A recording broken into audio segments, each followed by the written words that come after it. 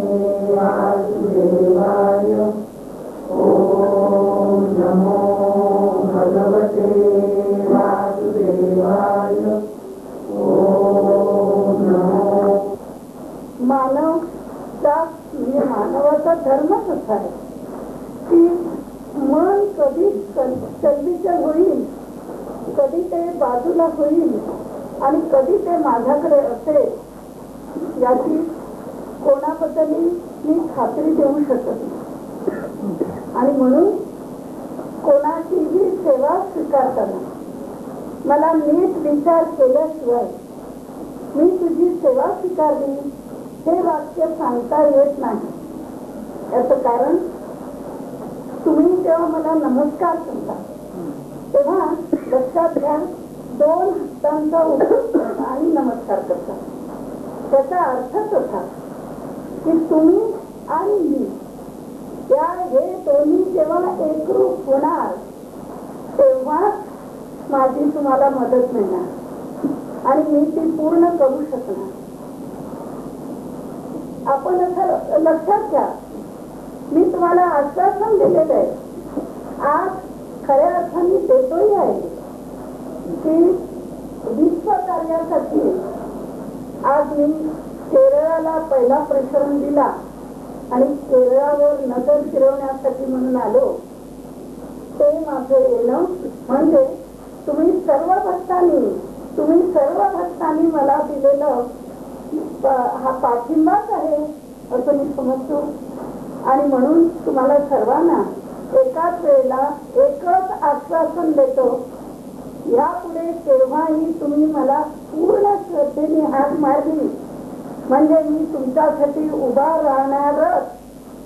पण पुन्हा लक्षात ठेवा, 2 हात नमस्कार करताना ज्याप्रमाणे 2 हात एकत्र आल्यानंतर नमस्कार होऊच शकत नाही, त्याप्रमाणे मी आत्ताही तुम्हाला जे वचन देतो ते आत्ता तुम्ही आपण ज्या स्थितीत बसलेले आहात पूर्ण माझ्यावर श्रद्धा टाकून त्याच अवस्थेमध्ये राहा हे मात्र मी तुम्हाला निश्चित सांगतो.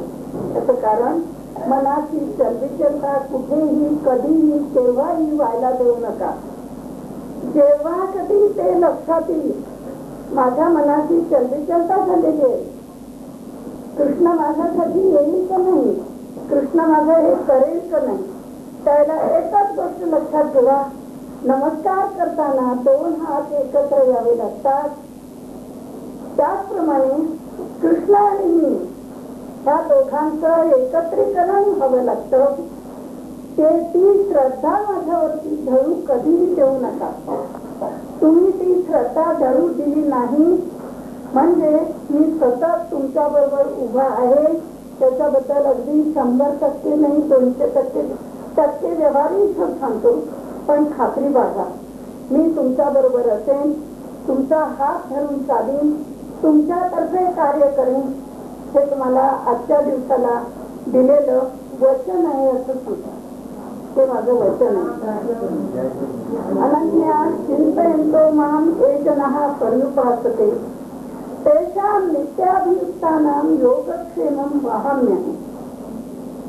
तुम्ही ज्या वेळेला अनन्य भक्तिभावाने पूर्णपणे माझ्यावर श्रद्धा ठेवता तेव्हा तुमचा सर्व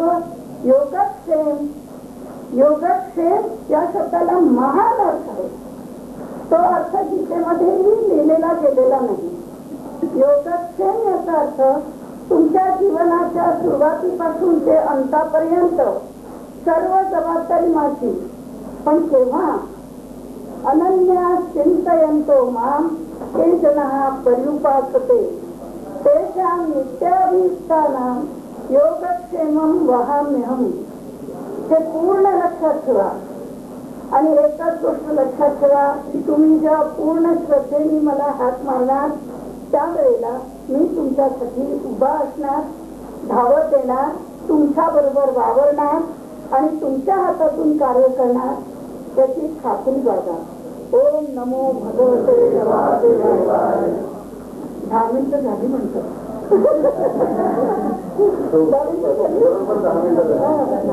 नाही, आला थोडस सांगायचं होतं पण तुम्ही परमिशन दिली तर. भक्तांचंही यावेळेला जसं तुम्हाला वचन देतो त्याप्रमाणे तुमच्याकडूनही माझी काय अपेक्षा आहे ते आज मला सांगावयाचे. आणि ती मी पूर्ण करणार त्याची मी तुम्हाला खात्री देणार. आनंद आताच तुम्हाला सांगितलं भगवान श्रीकृष्णाचा भक्त म्हणजे माझा भक्त हा मला प्राणाहून प्रिय असतो. पण त्याला जेव्हा मी वचन देतो त्यावेळेला काही कारण असतं अनेक वेळा माझे भक्त दिसतात. या मी वचन दिलेल्या वेळेला जी त्यांची मनस्थिती किंवा माझ्यावर असलेली श्रद्धा ही डळमळीत होते ते बदलू शकतात. पण लक्षात ठेवा मी कधीही बदलू शकणार नाही. माझं वचन मला पूर्ण केल्याचं राहणार नाही. आणि त्याचं एक उदाहरण म्हणून सांगतो. माझा एक भक्त चेंबूर खरंच सांगून माहिती नाही चेंबूर तयार कृष्णाने पहाटे एकदा सांगितलं तो कधी मला विसरलेला आहे तरी मी त्याला वचन दिलेलं आहे की मी तुझ्यासाठी धावते मला गेल्याचं चालणारच नाही आज